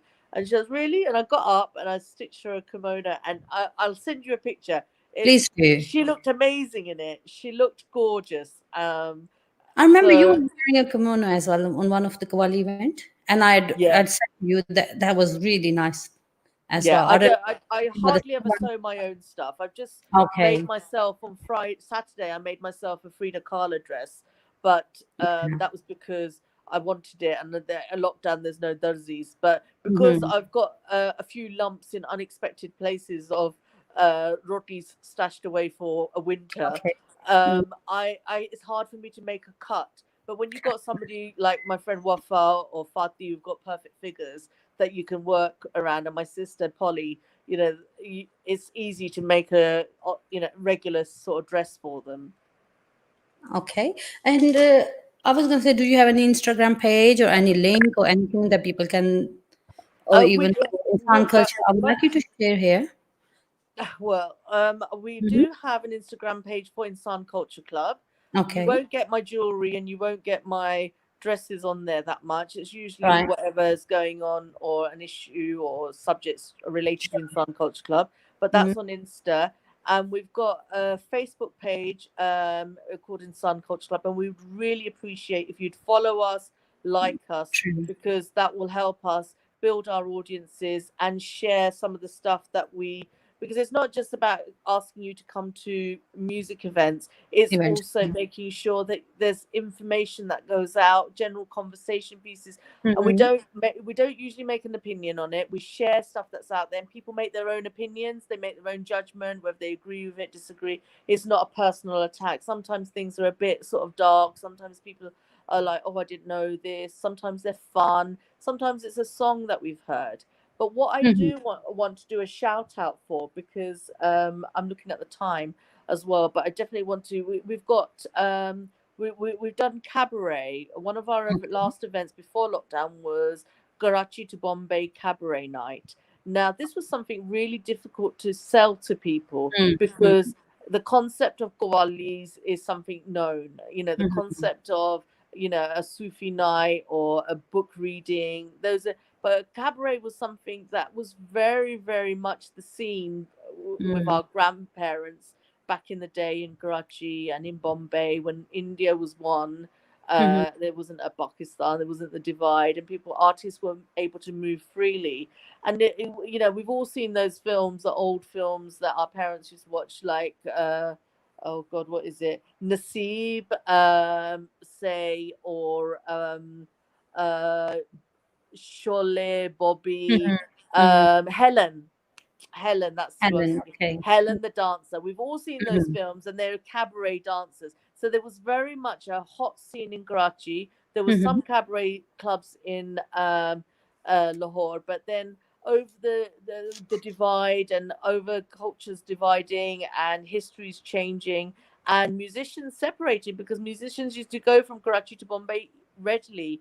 These cabaret shows used to have the Beatles, they used to have the Rolling Stones, they'd, you know, have all sorts of Western artists as well as local arts, and people used to have family nights out, and there were so we recreated that, and one of the reasons was to highlight the LGBTQI That's plus right. community. Mhm. And it wasn't an LGBTQI plus event as such, it was for everyone, but it gave stage for the Khwaja Saras that live in this country. It gave some stage space to new up and coming artists. Divan Music is like, he's an amazing guy, writes his own songs, produces his own stuff. There was also DJ NA. We had what's it called, a burlesque dancer who did fire eating and belly dancing. And it was about saying there was a time when conservatism didn't take over and rule women's lives as much as it does sometimes now. I mean, there were people oppressed, and women and men had tough lives then as well, but there was a different kind of focus on what liberalism was, or what is a good person and what was a bad person. But the arts were valued when before partition. And I think we tried to recreate a retro night. And when people saw it, we had a Bollywood dancer, and she took on the kind of dreamy songs, like I think was the song, I don't know what the original video is, but Nimuria, Nimuria, Nimuria, or something. And she had washing up gloves, and she was a sexy Bollywood dancer wearing washing up gloves and a Jif squirty lemon Jif thing. And it was like a take on women's role in society sometimes, that they are these amazing sexy beings, and they are intellectual people, they have opinions, they have views, and they enjoy the arts, but they also have the washing up gloves on, and they do that. Oh, that's nice. So You know, they it was a play, you know, it was a drag act by a woman who was making a reflection on society's expectations. Right, yeah. They're multitasking, isn't it? Women, you know, they can, as you said, they're wearing gloves, but they're doing their cabaret dancing or whatever. So obviously, women empowerment, how important is that for you? I think people empowerment is important. I think, you know, as we were talking about the scripts earlier, and Salma is about men in domestic violent relationships where men are victims. but Mhm. there may be a minority in Mhm. comparison to what women go through. Mhm. So I'd say, empowering people generally is a good focus for all of us to have and make everyone Mhm. feel good about themselves. I True. think women don't often, we're very good at blaming ourselves. I'm really good at putting myself down rather than Mhm. recognizing what Mhm. what good things are about me. But I think we come from a place where we have to impress other people. We grow, as girls, we grow up Mm. trying to please the family, trying to do the right thing, whereas boys Mhm. are let to be. And I'm being stereotypical because in my family, my brothers are amazing. My brothers like cook, clean, they do all the housework. My dad Mm. used to, mum and I used to watch telly, and dad used to bring Mm. dinner to us. So I'm not saying, oh my God, I've had such a tough life that the men in my life are horrible. The men in my life are amazing. And I think a lot of men, it's not a man beating thing. Men are amazing and women are amazing, but it's Mhm. those who need the support, we have to offer it, and we have to be there, because sometimes we all fall into bad habits and we Mhm. let people get on with it and say, oh, that's their culture, or you don't want That's to say true. anything because you might upset somebody. But Mhm. sometimes just sort of having that chat is important. So what Insan Culture Club are doing is they're setting up a women's chapter, Mhm. which will be Insan Women chapter, Insan and it's women. gonna All right. yeah, and it's gonna be an online platform, and we're focusing on a lot of stuff that has come up from our audience base, come up Mhm. from my work, come up from my research. We've been working with Baroness Helena Kennedy, some of her Mhm. court cases where she's represented Asian women, all Mhm. those sorts of things that are important to me. And I say Asian women because I think um, the mainstream have facilities Mhm. to support women, and the cultural nuances South Asian women need. And I'm not putting them all in one box, No. because Bengali women will have other needs, and Sri Mhm. Lankan women, but South Asian women need a lot more from the UK in terms of support, and in Pakistan as well. I think if we can spread our work from here over, it would help women in this country, Mhm. because standards, people are progressing in Pakistan. Pakistan is Mhm. quite Definitely. progressive. Mhm. But then somehow some of us here will think, oh no, we can't do this, we can't do that, because what Mhm. will our families say in Pakistan? Same. And then you go to Pakistan and they're all going to discos and nightclubs and, That's right. It's mini completely skirt different park, of and then nothing. lul karte hain. Mhm. Not in my family, obviously. No, no, of course not your family. Never. Not you. Not, Not not me. you either. Oh, of course. मैं I know. कदे कोई पुट्ठा काम नहीं कीता. Really? That's a shame. है ना? है ना? ये जीना भी कोई जीना है लल्लू. ये भी कोई जीना है. No, honestly, uh, you're very outspoken. You are, isn't One it? way of putting it, yeah. Yeah, you're very outspoken. Or just such a, you talk about the truth. You don't, as you said in the beginning, you don't hide it under the carpet. You say as it is. Is it difficult for a woman, Asian woman, to be like that? I don't know. I'm Asian, but I'm also privileged that I've got a mixed heritage. That's right. I think yes, it is difficult. Mhm. I would say that I've realized how difficult it is, because everyone is in the mode of, what will people say? Say, that's What right. will people think? And Mm. I'm talking and I'm being very kind of basic. It's about the Pakistani women that Mhm. from my in-laws and from my biological family, having reconnected with the Pakistani side. There's so much pressure on what will people think, People and then say. I keep saying my nanny is amazing. My Okay. nanny, I'm still in touch with her. My nanny's sister is amazing. She died, but they never would fall for what would people think. It's Hmm. the younger generations, log ke karne, and I don't know if women put other women down, They and do. they and to keep each other in check, Mm. because sometimes the men say, oh, we didn't even know anything about it, but they assume that their men want this, that, or the other. But Mhm. it could be that the men are really manipulative as well and don't openly say it, but their kind Mhm. of way of treating their partners or their daughters doesn't allow them to be free in expression. Mhm. But what I think is, when you get into what will people think, you censor yourself, and you Yeah. don't know what people will think. Mhm. And I think I grew up in a very violent childhood, Mhm. and I would say stuff to like my daddy or to my chacha or chachi, and they'd always say, oh, because I was the only child, they'd say, "Oh, she's so cute, kitni changi hai, both she's Mhm. clever, she's this." Oh, and they Mhm. were always like, "Hi, bachari, apni maa te gayi hai," so it was always like that, and I was like, all right, Okay. forget it. Mhm. We know my mum's dead. We know Mhm. that everything's whatever, and it's not about my Mhm. visual. But Mhm. and so when things got too much, I had to Mhm. say this is enough. And social services Okay. took me out of my home and put me Mhm. into care. And that was when I thought, okay, I've got something out of this, and I didn't care what would people think. And I think that's where we find it difficult. If we were to just let people be, I say to my aunts and my cousins, like when they say, "Oh, log gallan karan de," right? And you say, Huh. who are those log? Yeah, Mhm. who? Tell me, and I'll talk to them, Mhm. because I want you to do something, but you're not telling me who these log are. And then Mm. it turns out it's your immediate family anyway.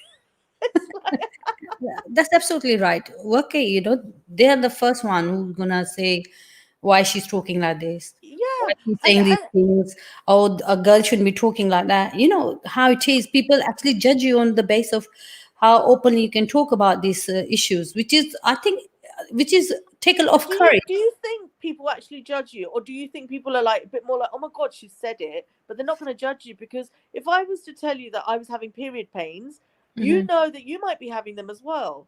But Hmm. it's so shocking to actually just say it in Yeah, a desi setting, because oh that's right. look, going there, because women obviously don't have periods. I'm sorry, it's Mm. reality. Mhm. Or there's something that's happened. Somebody's daughter has fallen in love, or somebody's son has fallen in love with Mhm. somebody from another religion. Mhm. It's Mhm. not like you're the only family that this has Family. happened to. And until you start supporting each other and Mhm. talking, Mhm. it's not gonna and also allowing each other to be open, Mhm. then women will be able to say what they want. And I suppose it's the repercussions of what happens, Mm. because there's always somebody there who's going to control the That's true. agenda Yeah, or the culture of that household. that's So true. it's really Absolutely. hard to generalize, but I It think is. a Mhm. good starting point is for us all not to worry about what will people say. People say that's true, which is a very, very difficult thing to break out of it. It's not easy. People will still be very careful. If I say this word, how people gonna think? If I, Yeah, you know, they actually feel very suppressed. They are, and expression is the best thing. You know, to think, or people will keep the think. peace. Yeah. So it's just one of those things. I mean, obviously, not many people have got the guts like you have. It's Uh, not about guts, it's no, also about honestly, my it's for some people stupidity. it's about guts because Yeah. you have got guts. Honestly, I would say that I don't always understand everything. So yeah. when somebody says it to me in a subtle way, Hmm. I don't understand it and I miss the point. Yeah. And Okay. so I'm like, oh, I didn't know you meant that. Like Mm-hmm. somebody say, oh, I saw the way she looked at me. And I'm like, yeah, I saw the way she looked at me as well. I didn't think that. And they'll say, no, no, she was looking at you saying, why are you wearing 3/4 length salwar or something? I said, what, you could tell that from a look? Yeah. Yeah. And it's like, well, actually, let's just, if you're going to talk to me, just be clear and say exactly what you mean, because Yeah. then I'll understand it and I can Understand address it it. better. Yeah. Hmm. That's all it is. I don't think it's about me being brave. It's my own stupidity and ignorance of not understanding nuances. Yeah, yeah. I mean, obviously, that's how you. That's your take on it.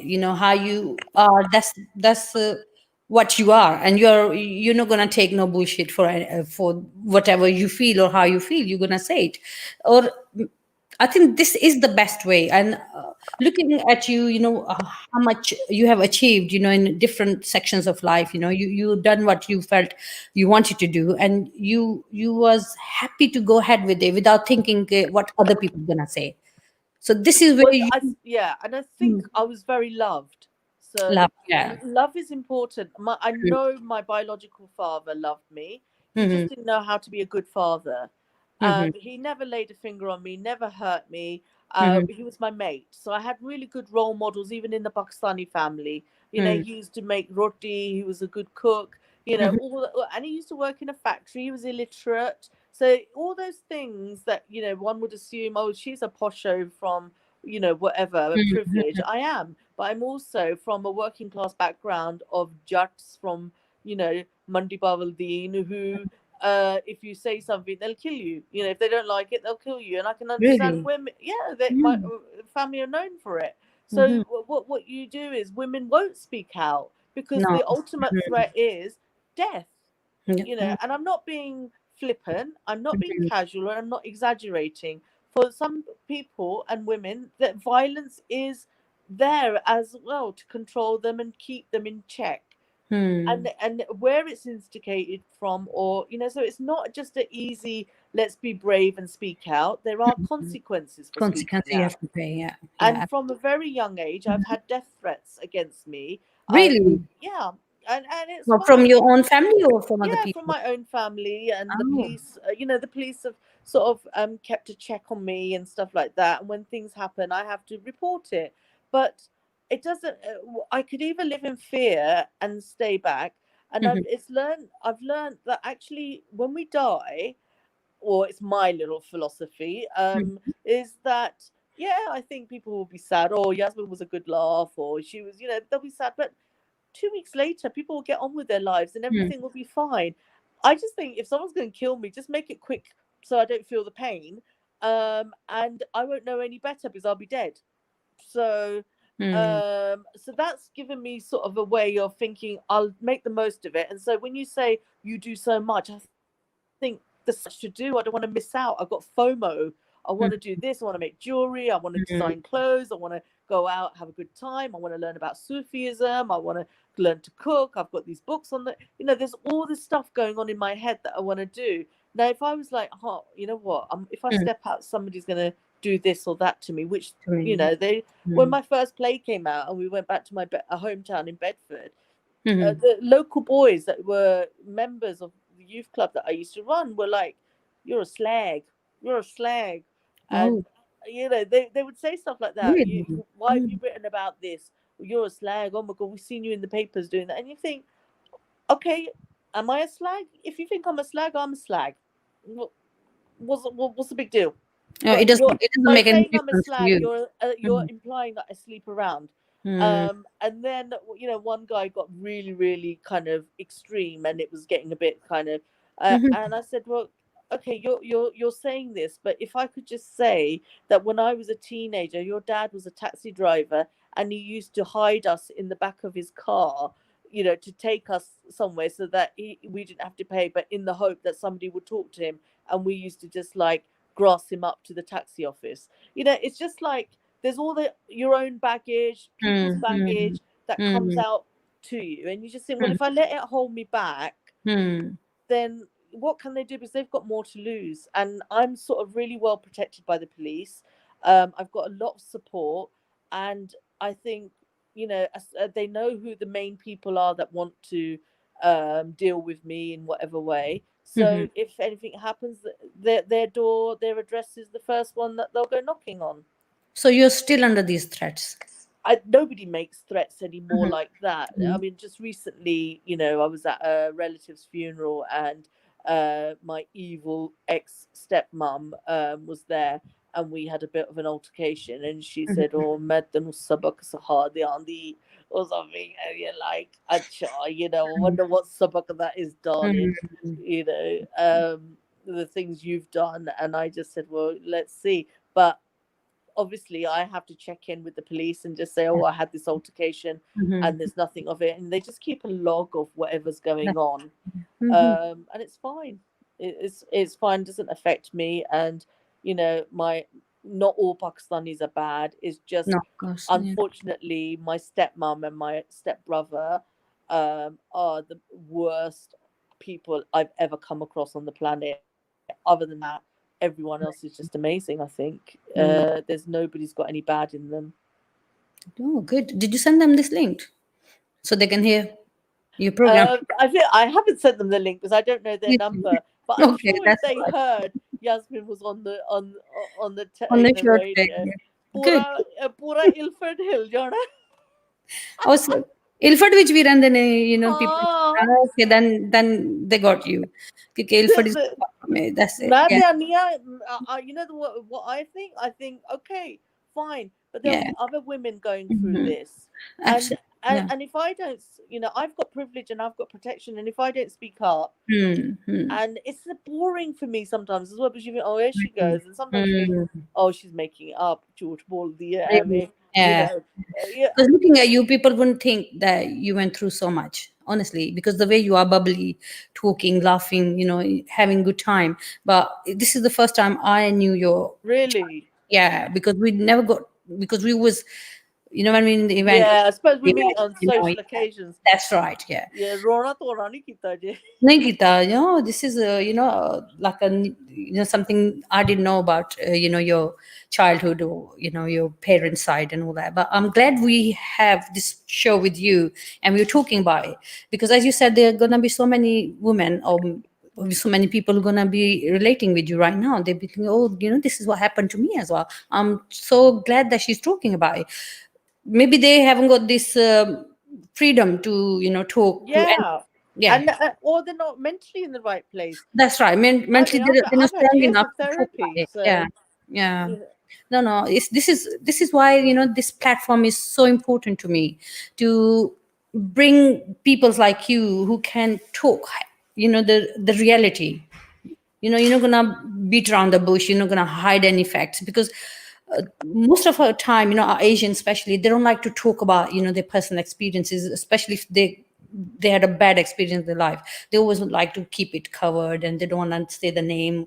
They don't want to name and shame. But this is where we it's want. what will people say? Yeah, people say it's always the one most important point, isn't it? कि लोग की कहेंगे. And But when the other thing to remember is that I think a lot of women do say and do share, but they use language that is very subtle. That, like me, I don't understand it because I have to say, this is what's happened, this is what's bad, that's this is true, what's yeah. good. But there's a lot of women who, according to how they are able to express themselves, say it, but they don't always get heard. Heard. That's true. But So today you are saying it and people are hearing you. So on that note, we take I a get heard. yeah. We're gonna take a short break and we'll be back soon.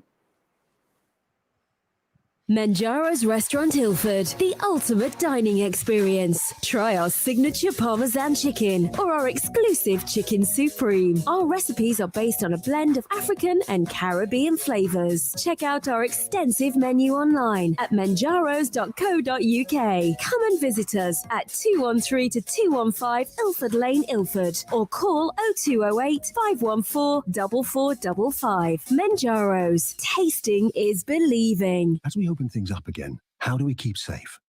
Max runs a cafe. We've worked really hard to make the coffee shop COVID safe. Keep 2 meters apart or 1 meter with extra precautions. Follow our new one-way system.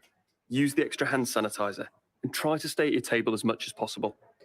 We can't wait to welcome everyone back, but please remember the safety guidelines so we can all stay open. Stay alert. Control the virus. Save lives. ये आयशा है। ये बहुत छोटी सी थी जब इसके वालिद का एक हादसे में इंतकाल हो गया। वो अपनी माँ और छोटे बहन भाइयों के साथ रहती है। आयशा जैसी लाखों बच्चियां जिंदगी की बुनियादी सहूलतों से बिल्कुल महरूम है। यही वजह है कि वो स्कूल भी नहीं जा सकती। मिनहाज वेलफेयर फाउंडेशन ने आपकी एहतियात और अपनी खिदमत दुनिया भर के यतीम और बेसहारा बच्चों के लिए वक्फ कर दी है। एक यतीम और बेसहारा बच्चे का सहारा बनिए। आज ही अतिया कीजिए। अभी कॉल मिलाएं 0300 3030 या हमारी वेबसाइट विजिट करें www.minhajwelfare.org. Nikah, talaq, counseling on matrimonial disputes, Islamic wills, Islamic law of inheritance, or an Islamic verdict on any other issue. The Muslim Sharia Council is at your service. We provide official certification and our experienced and highly qualified imams are available to provide you with guidance when needed. MQI London is based at 292 to 296 Romford Road, Forest Gate. We are open from Monday to Friday, 2 to 4 p.m. or alternatively, call us now on 0208 257 1786. If you're looking for a unique bespoke cake made especially for your big day, then look no further. Here at Sugar Sprinkle Cakery, we design some of the most imaginative and delicious home-baked cakes for your special occasions. We do fresh cream, buttercream, eggless and vegan cakes. Check us out on Instagram or Facebook at Sugar Sprinkle Cakery or just call 07932 665 833. That's 07932 665 833. Here at Duncan Lewis Solicitors, we specialize in immigration and family law. We have a proven track record of successful applicants who we've helped secure permanent residency for. From spouse visas to seeking asylum, our expert advisors will assist you throughout the whole application process. We offer a free no obligation consultation, so call us now on 0208 432 3350. That's 0208 432 3350, or visit us at 298 Romford Road, London, E79HD.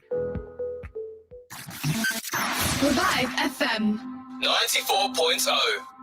On the radio, on your mobile, and online. Welcome back to Talk Time with Samia Ali. You're tuned into Revive FM 94.0, and we have got a very loving and very bubbly person, as my guest today, as you all know, Yasmin Whittaker, and we've been talking about a lot of aspects of her life and experiences and her professional life, her not marital life. We didn't talk about your marital life, did we? Well, you want to know about my sex life? No, it's okay. We'll talk about. We have another program on that. So we're gonna we actually, you know what? This is one of the most interesting program because you have talked about things that we didn't touch in other programs, which is very good. And I'm glad that we are taking this discussion towards those issues which people hesitate a bit. They don't want to, be called ke ek hi kya hai te ek hi gal kar rahi hai, how people say things anyhow. So because this is the last 15 minutes of our program now, and I would like to conclude. I would like you to conclude this discussion of today. And before we conclude, your one of your portrait was displayed in Cecil Higgins Museum. Why? Yeah. Why your portrait was? Why was it? Andy, sorry, shakal, and they don't want it in a museum. You know what? You have a very sony shakal. MashaAllah. No.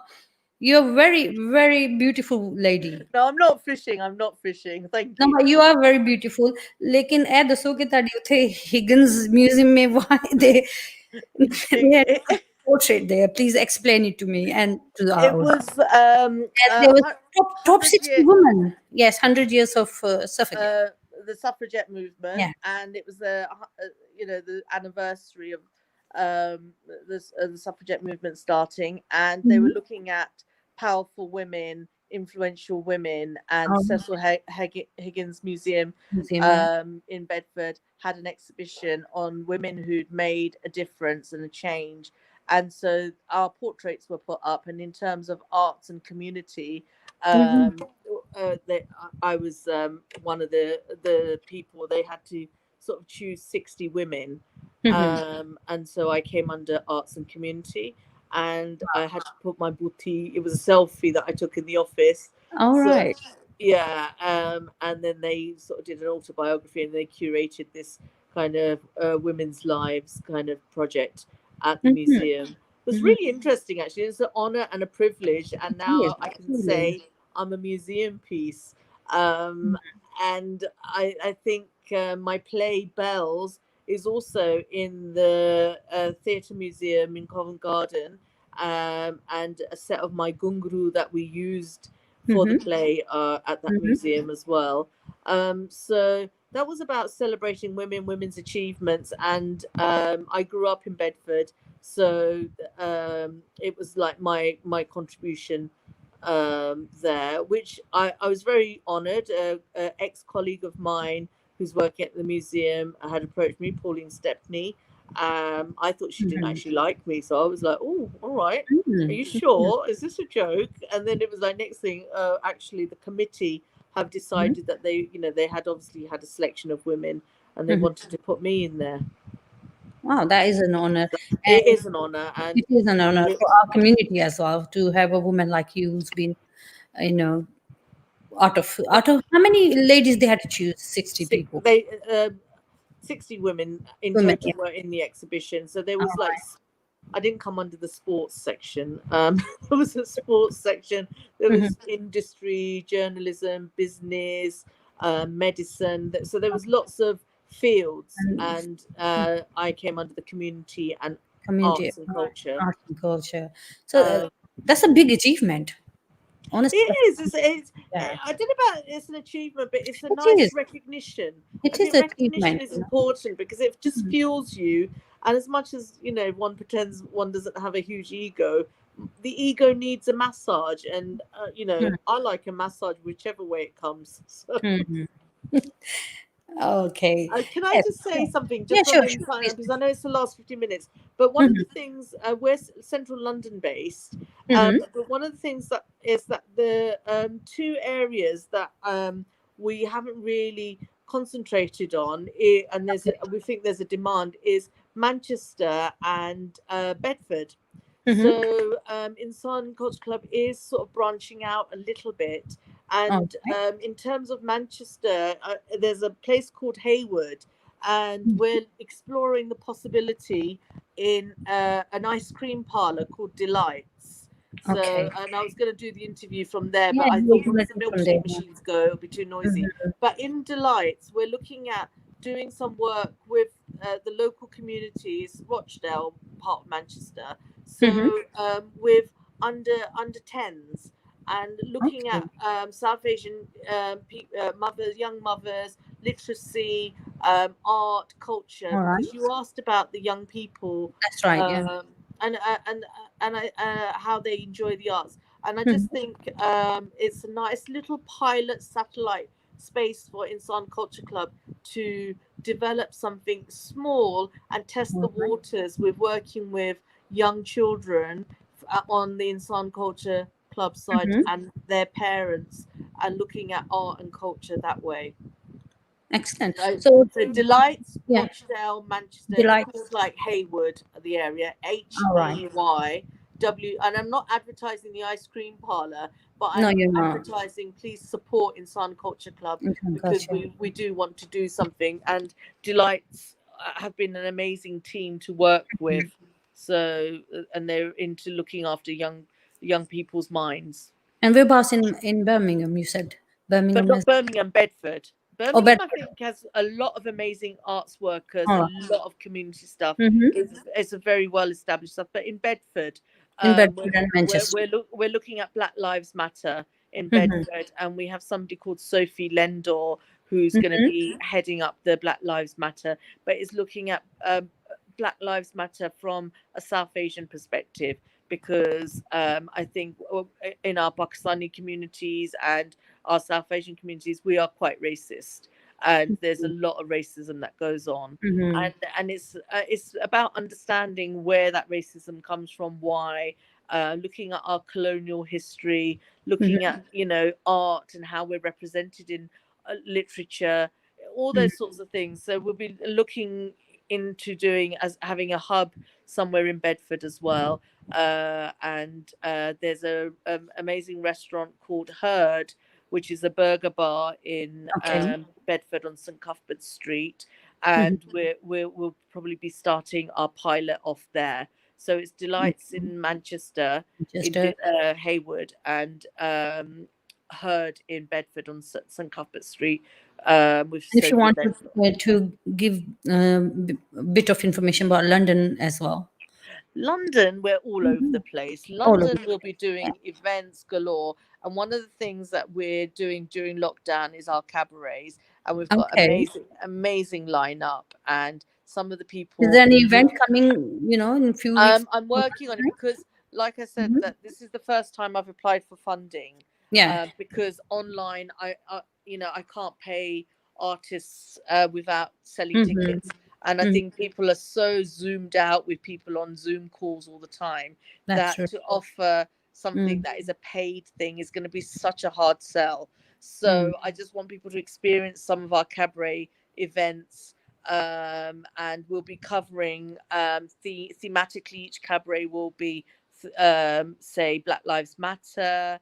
We'll be looking at tantric art. We'll be looking at gender, race, and identity, cultural heritage. So there'll be lots of domestic violence and women's empowerment and stuff like that. So there'll be a lot of themes. So the artists that will be working on those, they've already been chosen, and also really amazing members of the Pakistani gay community will be on one of the events as well. So there's some amazing artists out there that I think lockdown is giving us great access to. All right, and if anybody wants to volunteer, they can go. Yes, please. And any performers out there that want a platform, I'm sorry to say that it's there will be an audition process, because my Mussy says she can sing, and I tell you what, I think I can sing as well. And but I don't think everyone would want to listen to our singing, so we have to sort of monitor how we do that. But audition is a must. Obviously, you can't just have anyone saying I can do this and I can do that. So I'm sure people will understand that for a good quality performances, you need to. Yeah, definitely. But we would love you to like our page. Just even if you don't like us, just like the page, and you'll know what we're doing, and you can then say, "Oh my God, how could you?" No, I promise you'll have a good time, and you'll meet. No, definitely, because I'm the witness. I always come to your events and I have the most entertaining time and good food as well. So at that note, yeah. Thank you so much, Yasmin. Honestly, I can't thank you enough. You dedicated 2 hours of your very busy time. I'm sure you're in Manchester doing, as you said, I'm being spoiled by my in-laws. There's very few daughter-in-laws that go to their in-laws and say, "I'm getting spoiled." But that's true. It's very nice. It's a different kind of cultural space to my own space in London. So. Oh, then enjoy your in-laws, and I'm sure they're enjoying your company as well. I don't know. They're probably thinking, when the hell is she leaving? She's bought 3 suitcases. Have you really? I don't think you did. How long are you gonna be in Manchester? When I decide I've had enough of parathe every day. Okay. Thank you so much. Oh gosh. Oh gosh. All right. Enjoy it. And I'm sure we will have you on another show very soon. Once you have, if you want to, give a shout out to any of your events, the Revive FM is here for that people. Would be really lovely. Thank you. Yes. So thank you so much, Yasmin. Thank you. We can talk for all day. You was wondering, oh wow, what I'm gonna say for 2 hours. Look, 2 hours are gone already. I know, I did think that, but I can talk for ages. It's gonna be a breeze. And thank you so much. I really enjoy your company. I really enjoy the way you think, and I'm sure whoever's listening to you, you got quite a few more fans now, I'm sure. And take good care of yourself. Send some millionaires my way as well that might want to invest in the Sun Culture Club. If I knew, I would have. Koi pata nahi, you don't know who's listening. Yeah, that's another thing. Yeah, that's another thing. You never know. So take good care of yourself. Keep safe, and hopefully I'll see you soon when you come back to London. Lots of love. Thank you. Thank you so much. Okay, take care. और इसके साथ ही आज का programme हम खत्म करते हैं. आपसे फिर मिलेंगे नेक्स्ट ट्यूसडे एक और गेस्ट के साथ. और अपना ज़रूर ख्याल रखें, सोशल डिस्टेंस रखें. और आई नो कि वेदर बहुत हॉट है, लेकिन कंप्लेन ना करें, ये थोड़े दिनों के लिए है, चला जाएगा. So enjoy it.